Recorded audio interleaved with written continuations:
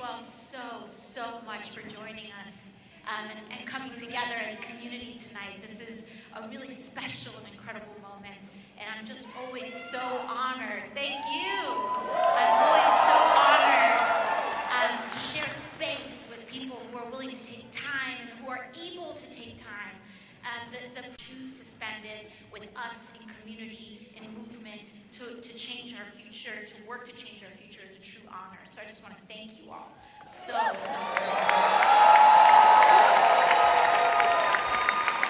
Today's been a very busy day.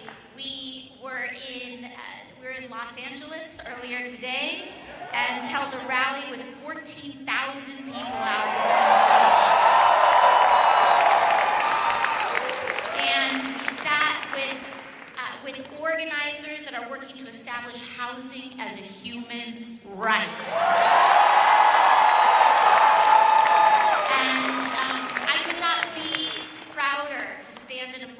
Part of a movement that truly has and adheres to core values that are indeed revolutionary.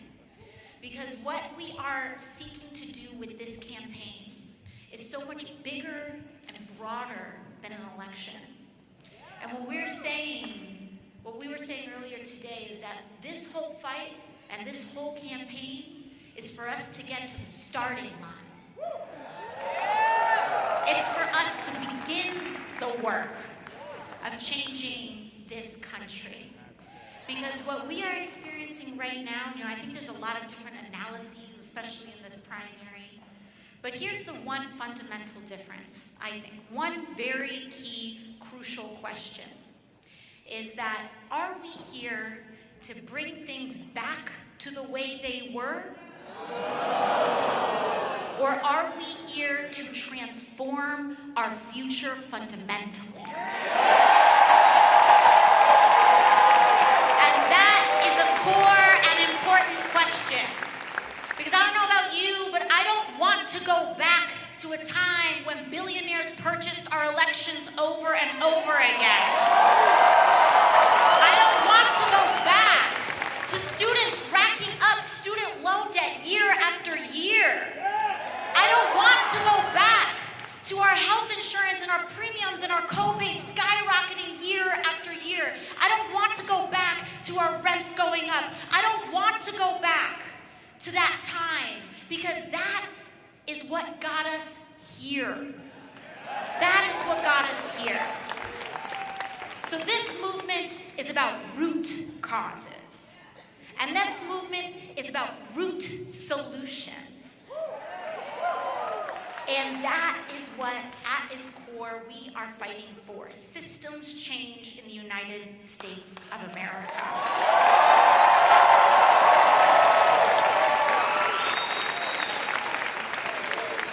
And for that, many people would want to call us radical. The belief that in the richest society in modern human history, the fact that we believe no person should be too poor to live is seen as radical. It's seen as revolutionary. The fact that we believe that in this country no one should die because they can't afford insulin is seen as radical. It's seen as dangerous. Thank you. The fact that we believe that people should be afforded an education that fits in a 21st century economy, that is seen as radical too. The reason it is seen as radical is because these policies are dangerous to the established order in the United States of America.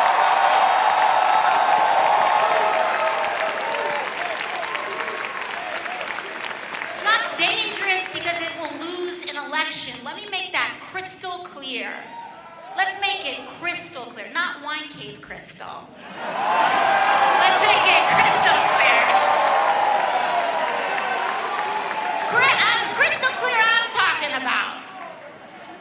I'm talking about is that the vast majority of voters believe in Medicare for all in the Democratic establishment. voters believe that wide-scale action on climate change is necessary in the United States, that we need a Green New Deal. A vast majority of voters believe that tuition-free public colleges, universities, and trade schools is the direction for our future. So when they say these policies are dangerous, they're not dangerous to us, they're not dangerous to this country, they are dangerous to the established order and the distribution of wealth in America. That's what it's dangerous for. And for that, I'm happy to be a dangerous woman.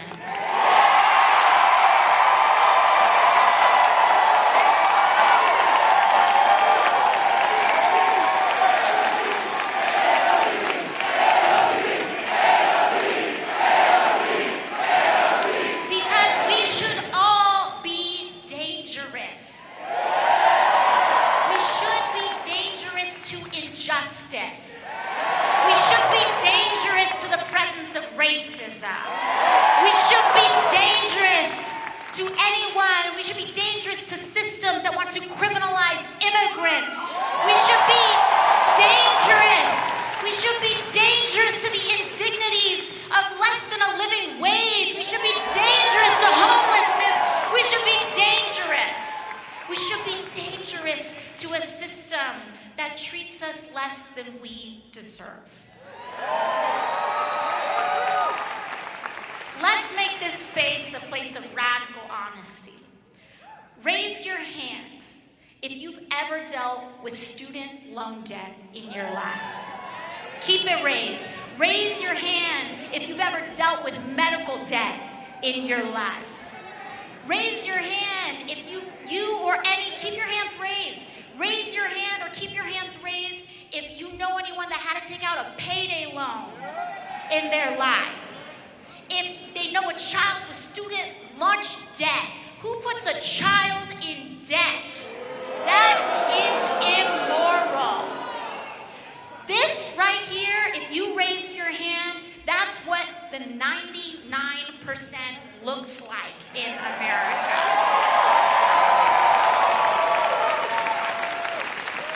And if you raise your hand and you believe in Medicare for all, and you believe that our politicians should be financed by people and not billionaires, if you believe that education should be afforded as a right, that housing is not a commodity for speculation, but a right to be lived in, if you believe that it's time that fossil fuel interests stop running our political system, then I got news for you. You're dangerous too.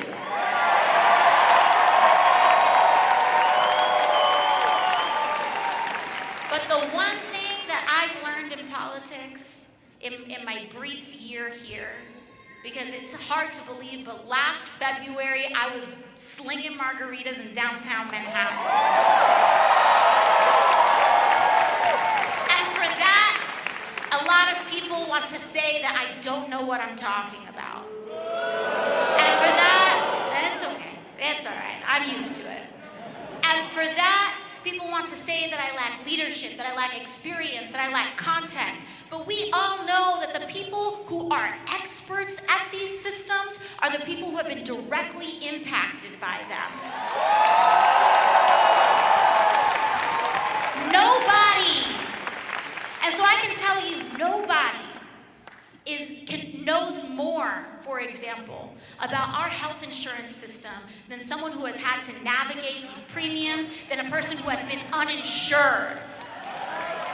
Nobody knows more about our immigration system than the people who have struggled to become documented and do the right thing. No one knows more about our rent laws than people who have danced on the brink of eviction due to skyrocketing rents. There is expertise in being on the front lines and being directly impacted by these issues. And we have to own that. Because this idea that we should defer all of our policy making to technocrats who have never lived this experience before in their lives is mistaken, I can tell you. I now see how policy is made in Washington, and it feels like a national scandal. It does, and it is. And what we need to do is turn this order upside down. But we can do it. And that's the thing that is fundamentally important for us to understand. We have the power to change our future.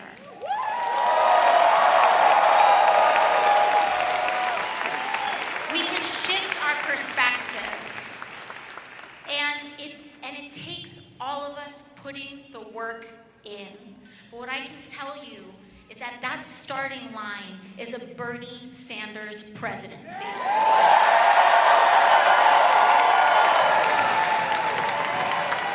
And I'll tell you something about this campaign. It was very similar when I was running for office a year ago. We were running and people said it was impossible. Because I was working a full-time job. I had a grocery bag under the bar with clipboards and some postcards that I made at a copy shop. And I would take the subway back to Queens or up to the Bronx, and I would host little house parties, 5 people at a time. Seriously, I would spend my whole evening trying to convince 5 to 10 people for months. But it added up. And then those 5 to 10 people told their 5 to 10 people, and who told their 5 to 10 people. And at the time, they said that for me to run a grassroots, small dollar funded campaign was impossible because nobody knew who I was. And that if I wanted to, I had to spend all of my time calling the wealthiest people who I didn't even know. I mean, like, this is also one of these funny class differences. It's, who knows someone with $2,500 to spare in a max out check? Like, who knows somebody like that? And most people do not. God bless those that do, but most people, that is a class reality. And so I funded my campaign with small dollar donors and trying to leverage emails and social media and all of that stuff.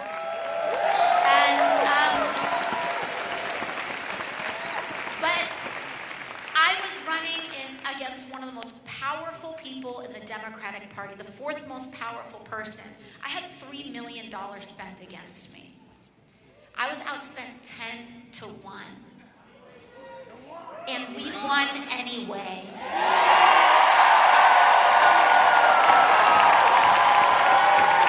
We won anyway.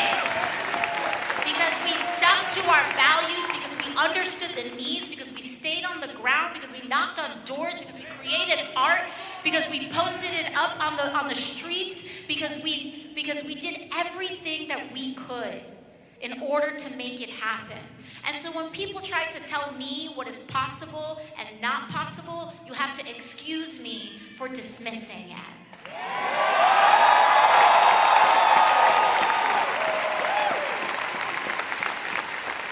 What is possible is whatever we deign to create and establish for ourselves.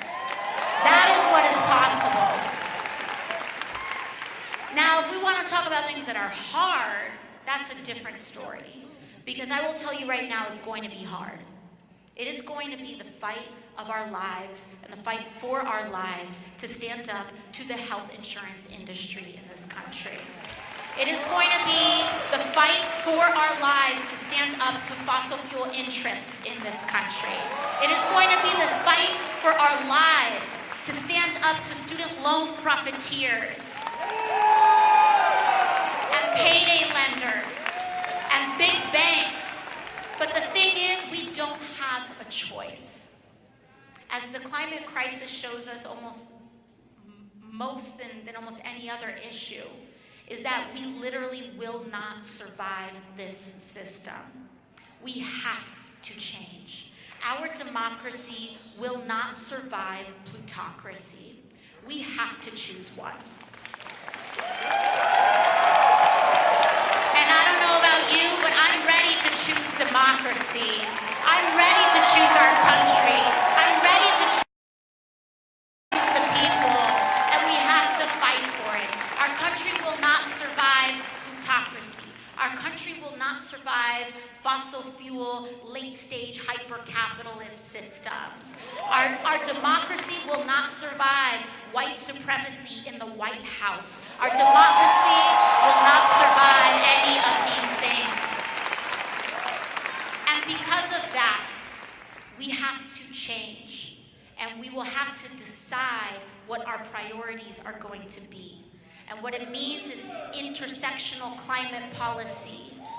What it means is honoring indigenous wisdom. What it means is fundamentally anti-racist public policy.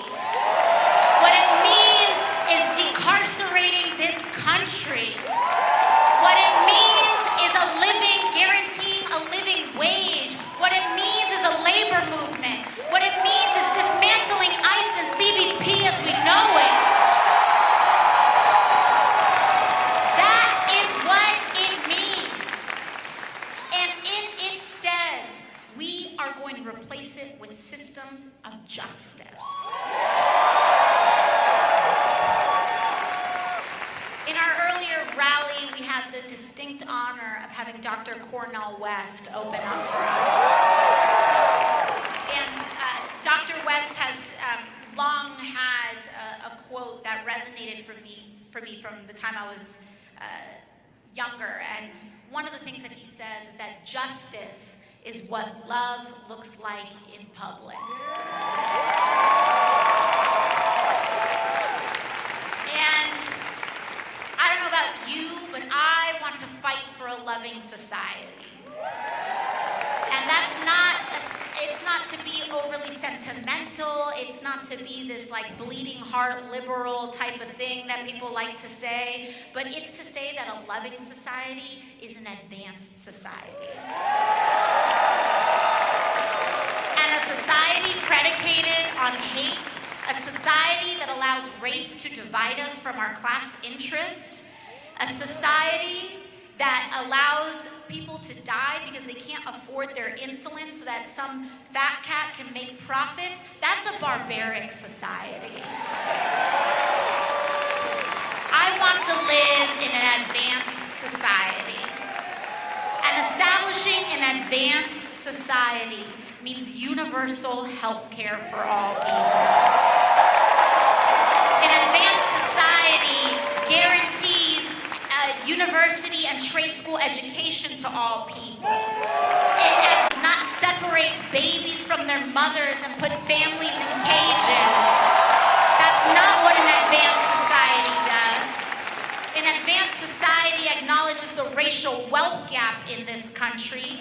An advanced society does not rely on payday lending. It actually pays people a living wage. We need to fight for an advanced society.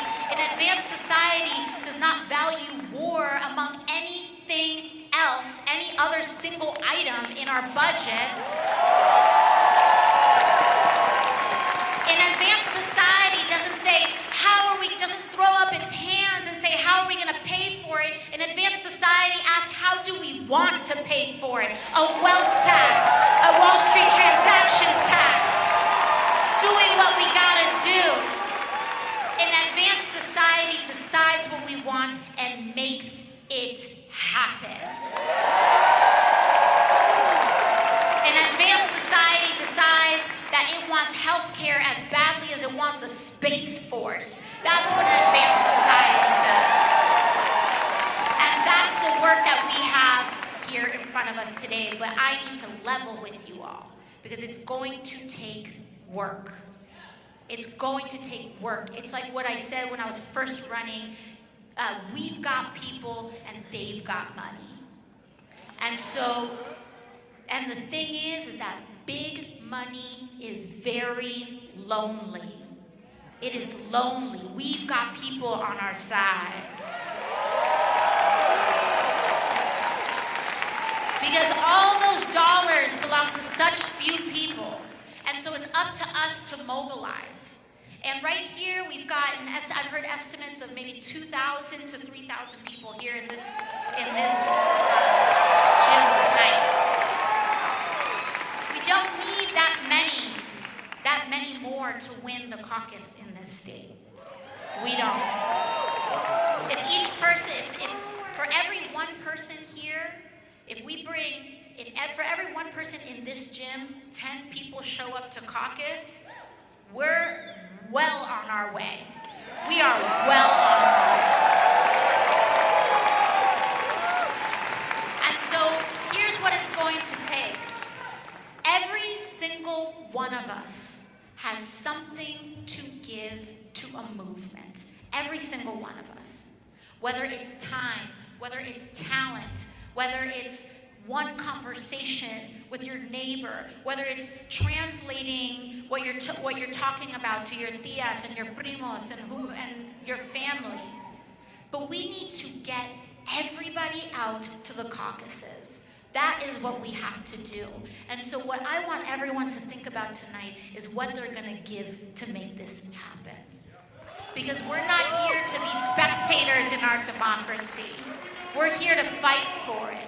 And so we need to decide, are you going to bring someone with you to the caucus? Are you going to create art? Are you going to post it up in the streets? Are you going to host a barnstorm? Are you going to call people in Iowa? Are you going to host a teach-in in your community? We all have something to give, whether it's 5 minutes or whether it's our life. We have something to give. And so what I ask is for us to consider what it is we have to give. And whether it's a conversation, or like I said earlier today, if it's a Facebook post, but don't get into any arguments with people, okay? That's not productive. But share your thoughts, or talk about your values, or have a conversation. But there's two kinds of swing voters, is what I like to say. There's two kinds of swing voters in this country. There's the classic one that people like to think of blue to red and red to blue, which is, there's something to be said for that. But the swing voter that we are most concerned with are the non-voters to voters. That swing voter is going to win us this election and the general election. So what I need everyone here to do is to go out and get as many of those swing voters as possible. Count how many non-voters you're going to turn into voters. Do that, because that is the kind of mobilization that we need. And one of the things that we did in my primary, something that doesn't get discussed a whole lot, is that we expanded our electorate 68% over the last off-year midterm primary election. That's how I won. We mobilized young people. In my primary, the turnout of under 40 was as high as above 60. So no one can tell me it's impossible. They can't tell us it's impossible. We need to bring as many non-voters to the polls and to the caucuses as possible. That is our central task. And for a lot of people who don't vote, it's not due to being uninformed. There's all of these bad kind of stereotypes about non-voters. And I think a lot of people deserve a lot more respect. Because non-voters, it's not because they're uneducated. It's not because they're apathetic. It's because a lot of people don't want to consent to be governed by nonsense. And that's why they don't participate in our system. So I understand people who are cynical about politics. I completely understand. I have experienced that myself in life. But what we need to communicate is that this time, this year, for 2 days, your primary and the general, is worth it to believe. It is worth it. Just suspend your disbelief for 2 days out of the year. That's all I'm asking for some folks, you know? And if given that chance, what can we accomplish? We were able to get 68% more people to suspend their disbelief on June 26th of last year. And everything that happened afterward was a result of that. We can enact change in this country, but it takes all of us. And we all have to mobilize. And beyond just organizing for this election, I want all of us to think about how we want to make this part of our lives. Are you going to join your PTA? Are you going to help a friend run for office? Are you going to organize tenants in your community? But it is a call movement making is all about. And I'm just so thankful to be in community with you all today. I'm really, truly grateful. And so, with that, I would like to introduce the candidate of the hour, my dear friend, I feel, Senator Bernie Sanders.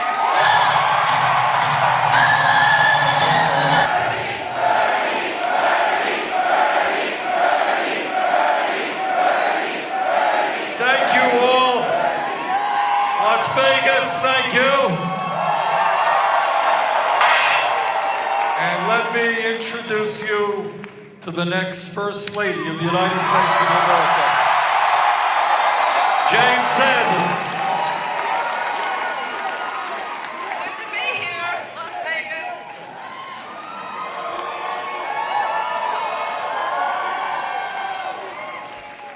We're going to have to break down the wall next time to get any more people in here.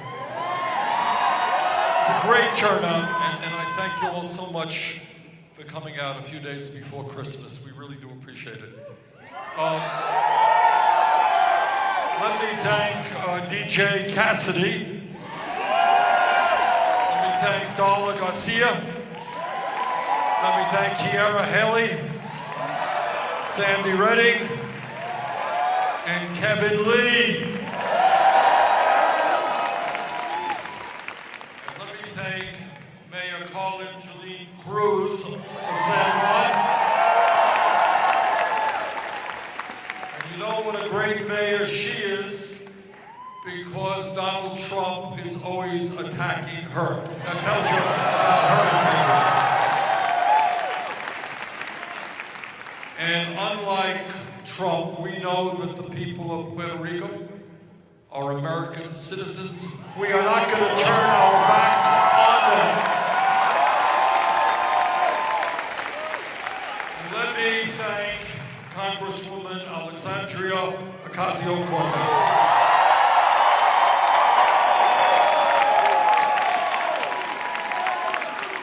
It is hard to imagine that this young woman has been in office for less than 1 year and yet has helped transform American politics in 1 year.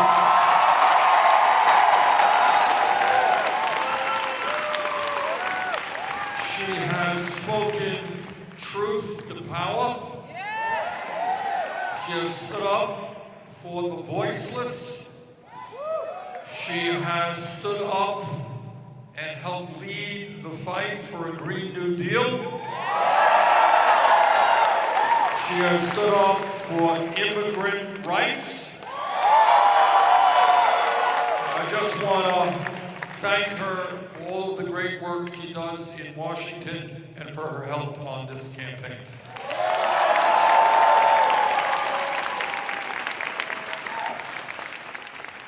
My only criticism of Alexandria is she just gave my speech. But I'll try to add on.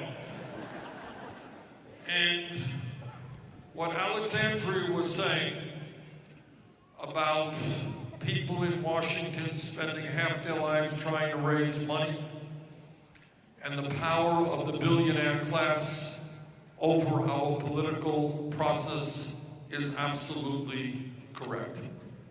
What I believe in is a vibrant democracy where ordinary people determine what happens, not wealthy campaign contributors.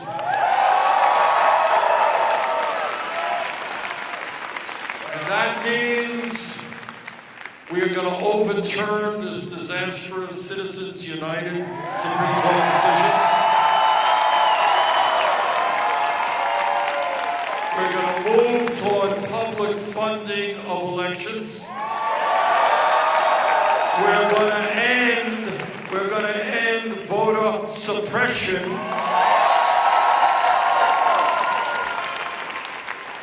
And under our administration, anyone 18 years of age who's an American citizen will be allowed to vote. End of discussion.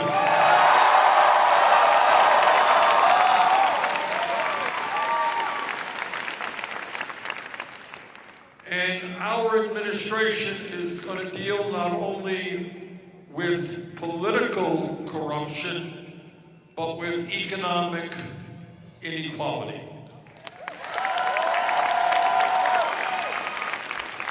We are prepared to tell you a truth that you're not going to see on TV or hear much about in Congress. And that is that it is unacceptable that we have 3 people in America who own more wealth than the bottom half of American society. That we have 1% that own more wealth than the bottom 92%. That at a time when people are working 2 or 3 jobs, 49% of all new income goes to the top 1%. That is not what America is supposed to be about. And I'm very proud to tell you, by the way, in terms of how we fund our elections, at this point in the campaign, we have received more campaign contributions from more people, averaging $18 apiece, than any candidate in the history of American politics.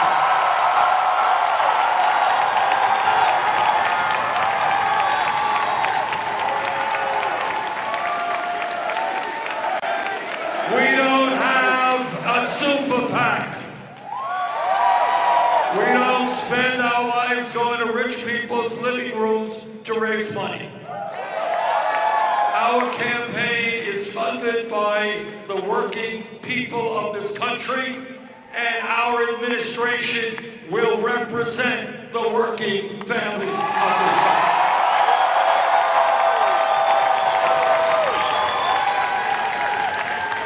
The American people are sick and tired of an economy in which the people on top get richer and richer when we got 500,000 people sleeping out on the streets of America tonight. They're tired of an economy in which half of our people are living paycheck to paycheck. American people want an economy that pays working people a living wage. And that is why we are going to raise the minimum wage to at least $15 an hour. I am tired of talking to people in Nevada, in Iowa, New Hampshire, who are trying to make it a $9, $10, $11 an hour. They can't do it. If you work 40 hours a week in America, you should not be living in poverty.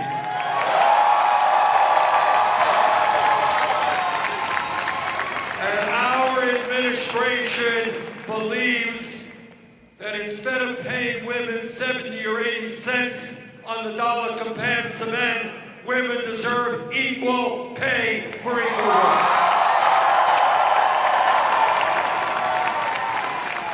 And our administration will believe, sooner than they think, that workers in America have the right to join unions. We believe in the trade union movement. We have legislation in that over a 4-year period will double the number of workers who belong to unions. Here is another radical idea. our administration believes in education. Whoa! That means that if you are a working class person here in Nevada or in Vermont or any place else, you have the right to be able to send your little kid to high quality, affordable child care. You have a right to know that when your kids are in public schools, those schools will be adequately funded.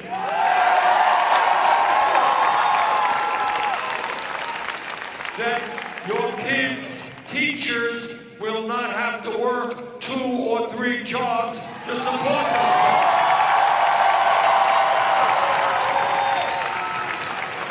So what we are going to do is triple funding for low-income Title I schools. And we are going to move to make certain that every teacher in America earns at least $60,000 a year.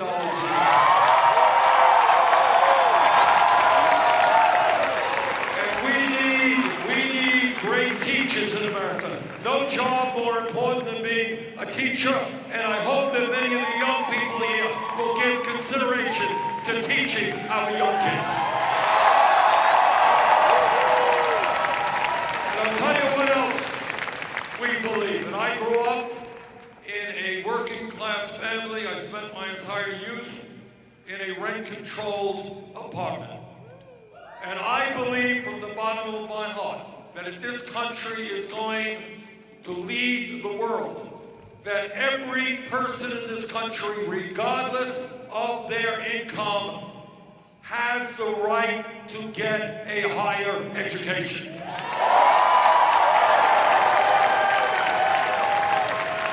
that is why we are going to make public colleges and universities tuition-free.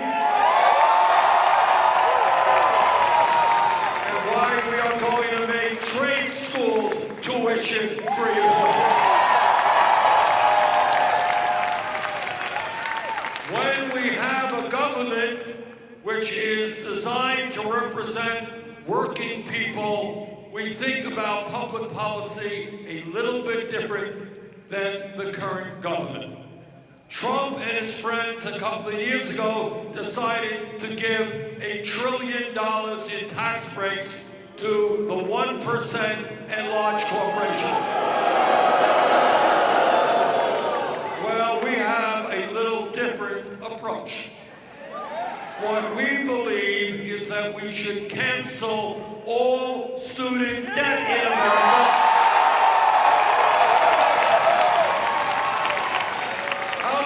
Here's a question. How many of you have or will have student debt?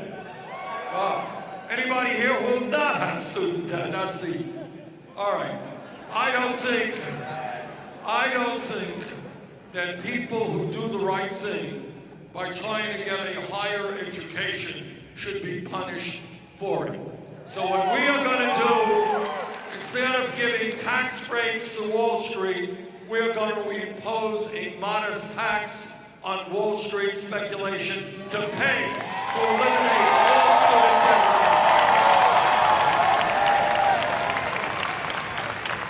And I want to say a word about health care.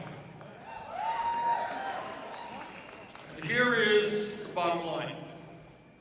We are the only major country on earth that does not guarantee health care to all of our people. And right now, in America, we pay, I want you all to hear this, we spend twice as much per person on health care as do the people of any other country. We spend about $11,000 for every man, woman, and child. In Canada, most of the European countries, they spend less than $6,000. And yet, despite the fact that we spend so much, 87 million Americans today are uninsured or underinsured.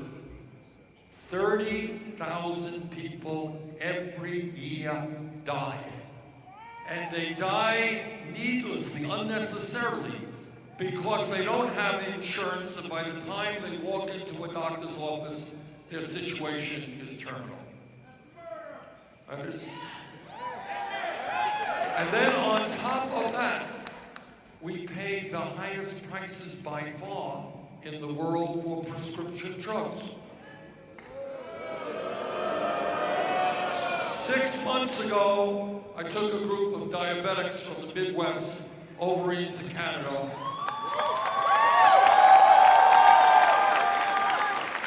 And we bought insulin, which is obviously what diabetics desperately need. We bought insulin, the same product, same company, for 1/10 of the price charged in America.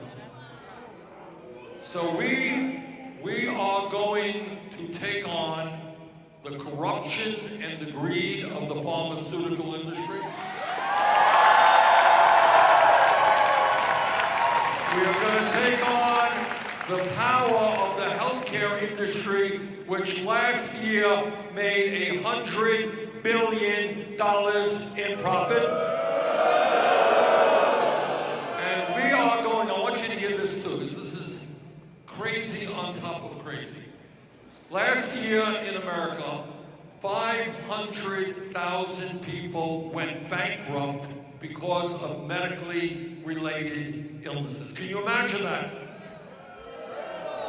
Can you imagine a system in which your family is financially ruined for what crime? Because you were diagnosed with cancer or heart disease or Alzheimer's or some other terrible illness. We are going to reject the dysfunctionality and the cruelty of that healthcare system. We will pass a Medicare for all single-payer.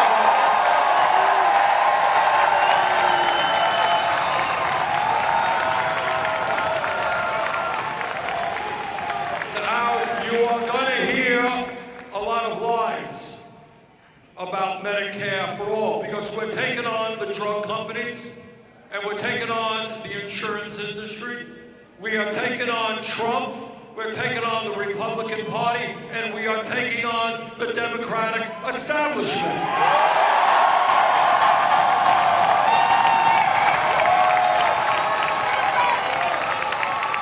So I want you to know what Medicare for all really means. What it means, it's not a radical idea, it exists in Canada. We're going to do it better here, but what it means, no more premiums. No more co-payments when you go into a doctor's office. We're going to end the insane concept of deductibles. No more out-of-pocket expenses. And under Medicare for all, nobody pays more than $200 a year for prescription drugs.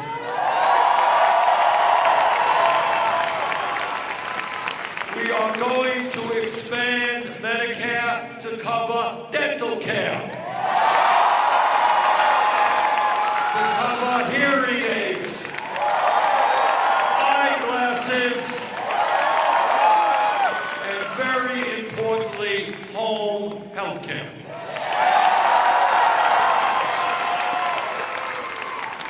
Now, I am often asked, fairly enough, they say, how, Bernie, are you going to pay for this thing? That's a fair question. But before I answer it, we got to ask how we are paying for it right now.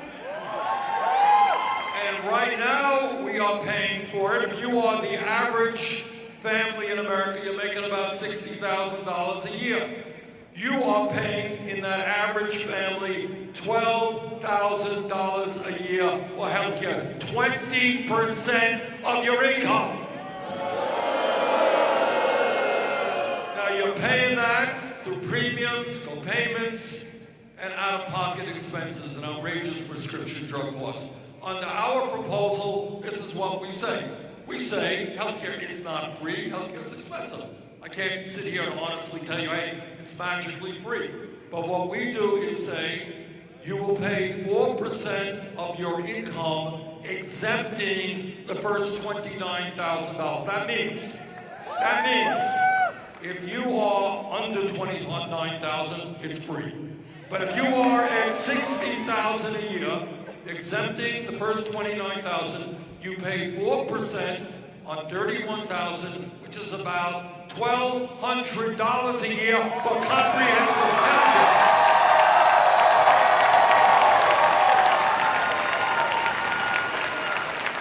So for those people who ask me how I am going to pay for it, that's how, partially, other ways we pay for it, but they have got to defend why they think families paying $12,000 a year is better than families paying $1,200 a year. And there's another issue out there that has got to be talked about. It has got to be talked about every single day, and everybody here has got to be involved in that discussion. And what the scientists are now telling us is that they have underestimated the severity and the speed in which climate change is ravaging our country and the world. They have underestimated, this is what they're saying right now, the speed in which the Arctic ice cap is melting, in which the ocean is warming, which means rising sea levels, which means that by the end of the century, if we do not act boldly, this planet may be 7 degrees Fahrenheit warmer than it is today, which means that major cities, talking about Miami, New Orleans, Charleston, South Carolina, New York City, will be underwater partially or completely by the end of the century. We're talking about increased drought, which you guys are more than familiar with.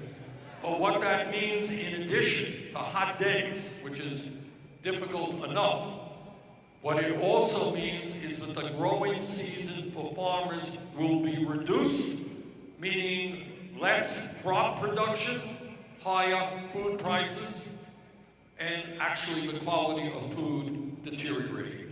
What it means is more extreme weather disturbances. You will recall that a month ago, Venice, Italy was underwater because of torrential rains. Same thing happened to Houston, Texas. If we don't get our act together, there will be more extreme weather disturbances. What we're talking about is the acidification of the oceans, which mean that hundreds of millions of people who get their protein from fish will no longer be able to do that because the fish will be dying off in large numbers. What we're talking about is the spread of disease of bacteria that thrive in warm weather, and those diseases spreading to areas that previously did not have those diseases like malaria.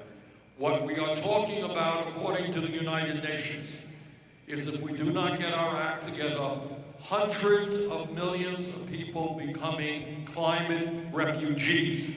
People who cannot stay in their community because there is no water to drink, there is no land to grow their crops. And think about what it means when hundreds of millions of people start migrating into other people's countries, massive amounts of international tension and war. Anybody who tells you that climate change is a hoax is not only lying, but they are doing a disservice of enormous magnitude to their own children and their own grandchildren.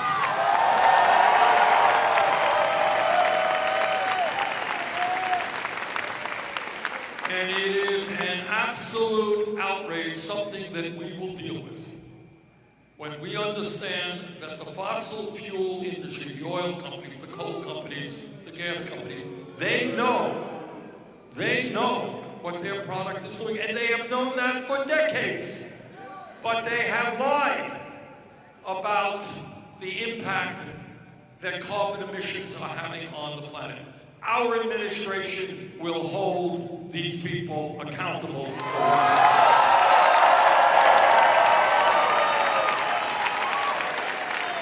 And I'm proud to tell you, very proud to tell you, that what we have done in this campaign is nothing more than then listen to the scientists. And what they have said is that we need aggressive and bold action if we are going to combat climate change effectively. And I'm proud to tell you that we have introduced the most comprehensive climate change proposal ever introduced by a candidate for federal office.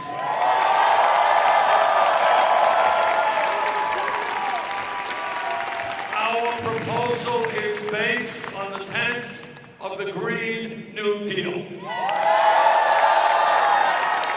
And that means that as quickly as we humanly can, we will transform our energy system away from fossil fuel into energy efficiency and sustainable energies like wind and solar. And by the way, the state of Nevada, where you get, I was here in the summer, it was 113 degrees. You get a bit of sunshine here. This state should be and must be one of the leaders in the country in terms of solar energy.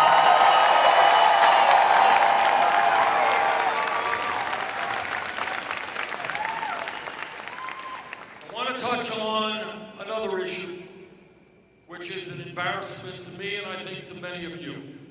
And that is, we have more people in jail than any other country on earth because we have a criminal justice system which is broken and which is racist.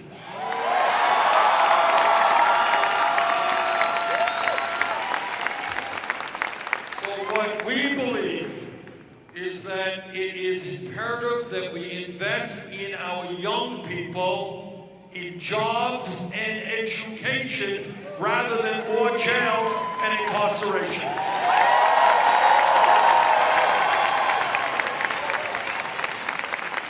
It means that we will end private prisons and detention centers.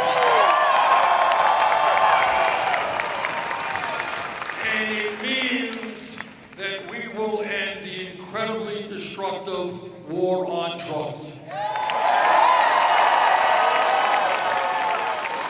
We will make marijuana legal in every state in this country.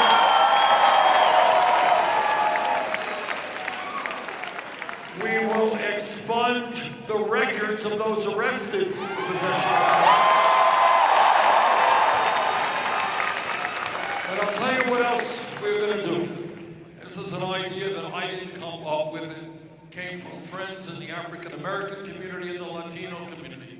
And this is what they said to me. They said, Bernie, it's great that we're going to make marijuana legal in all of the states, but we don't want to see a handful of large corporations controlling the legal marijuana.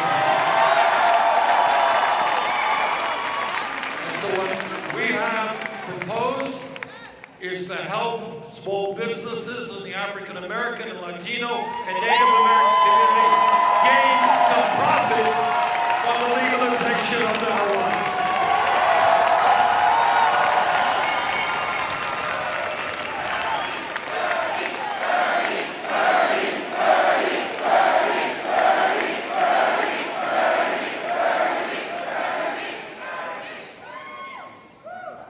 My detestation of Donald Trump comes from many, many reasons. But the deepest reason, I think, is that unlike any president in the modern history of this country, he has intentionally divided the American people up based on the color of our skin or where we were born or our sexual orientation or our religion. Now, whether you are a conservative, a progressive, a moderate, whatever you may be, as President of the United States, you have got to understand that your sacred obligation is not to divide us up, but to bring us together.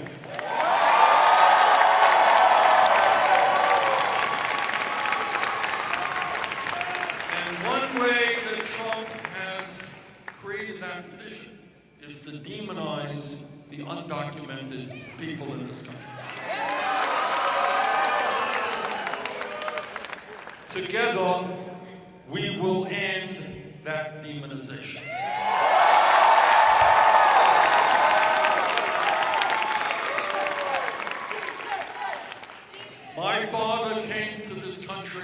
Poland at the age of 17, fleeing extreme poverty and anti-Semitism.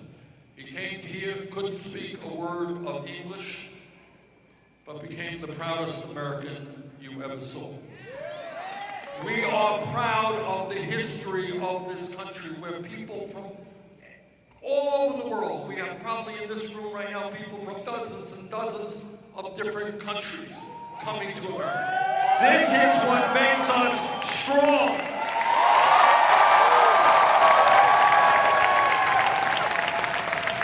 Immigrants have helped build this country, and they're doing it today.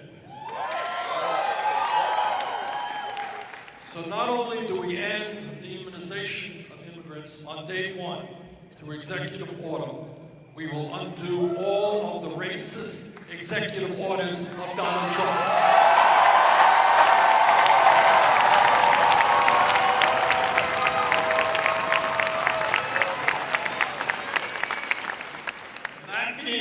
On day one, we will reestablish legal status for the 1.8 million young people and their parents eligible for DACA. It means that we will create a humane border policy which does not snatch babies from the arms of their mothers,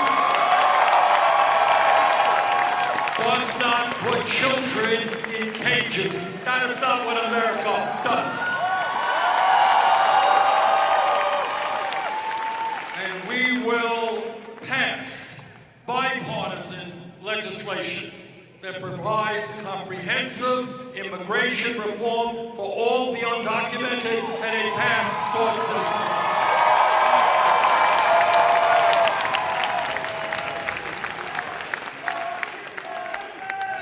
All of us get sick to our stomachs, and we get outraged by the level of gun violence that we see in America.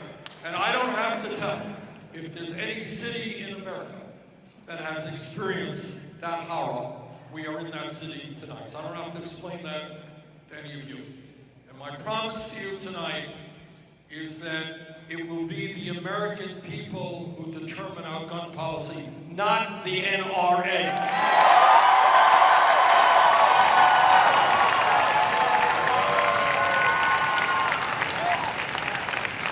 And that means we will have expanded universal background checks. We will end the gun show loophole and the straw man provision. And we will do what the American people now want us to do, and that is to end the sale and distribution of assault weapons in this country.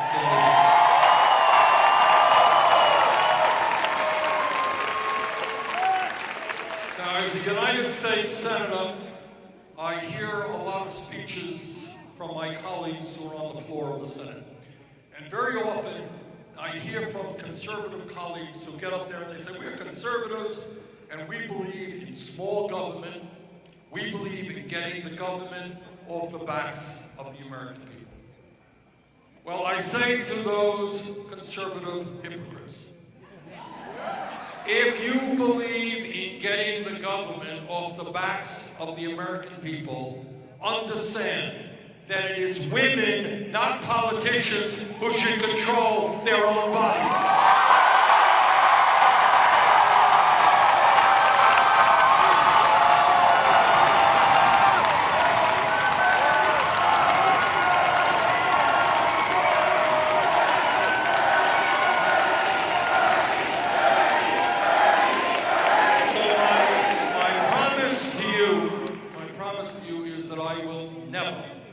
Nominate a candidate for the United States Supreme Court who is not 100% pro Roe v. Wade.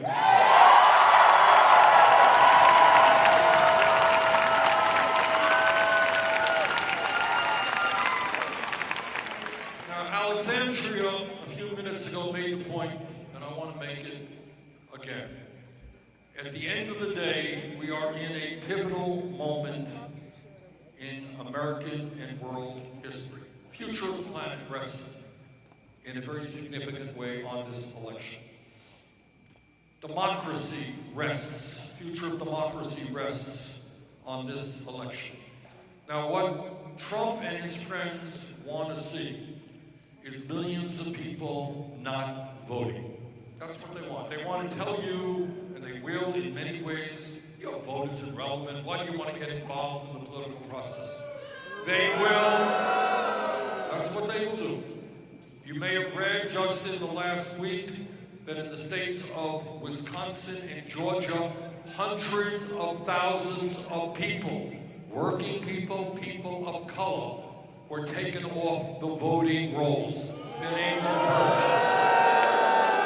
purged. So Republicans believe that they can win elections by making it harder for poor people, people of color, young people to participate. That's what they want to do. Now, the truth is that we can win this election if we have the largest voter turnout in the history of this country.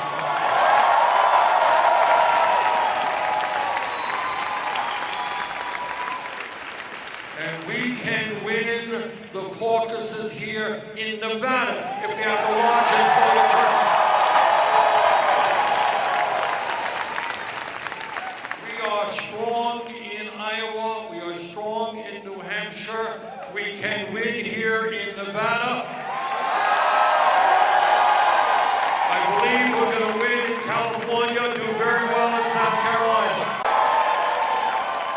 We can win this Democratic nomination, but we can't do it without increased involvement in the political process.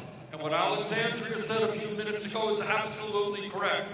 There are a whole lot of folks out there who have given up. You know them. Some of you are in this room. Given up on the political process. My vote doesn't mean anything. Politics is bullshit. They're all liars. Why do I want to vote? Right? You heard that. But meanwhile, Trump and his friends will spend hundreds and hundreds of millions, if not more than $1 billion, on this campaign in order to get re-elected. What we need to do is participate in this campaign in a way that we have never done it before. We believe in bringing non-traditional voters into the political process. Young people, working people. So what I am urging you today, not just for me, but for all of us and for our kids, is when you hear somebody who said, you went to a Bernie Sanders rally, why'd you waste your time getting involved in that stuff? Explain to them that you're sick and tired of hearing them complain about low wages, their student debt, climate change, racism, sexism. Tell them to stop complaining and get involved in the political process.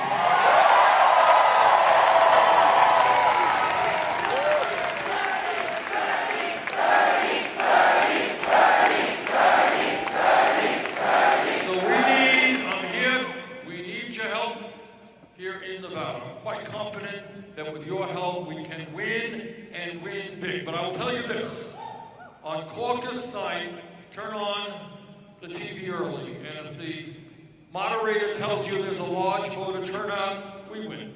If they tell you there's a low voter turnout, we lose. It's as simple as all that.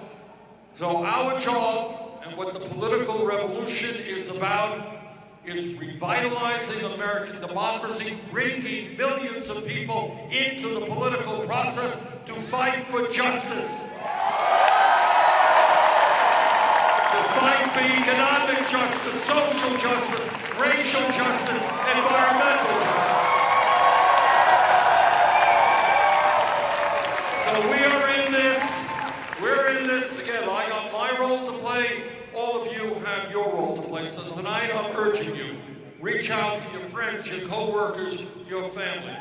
Tell them how enormously important this primary process is, this caucus is, this election is. And if we stand together in this election cycle, if we do not allow Trump to divide us up by the color of our skin or where we were born or our sexual orientation or our religion, if we have the guts to stand up to powerful special interests and their greed and their corruption, if we are prepared to reach out to our friends, brothers and sisters, when we stand together, united, fighting for an agenda that works for all of us, not just the 1%, there is nothing that we cannot accomplish. Thank you all very much.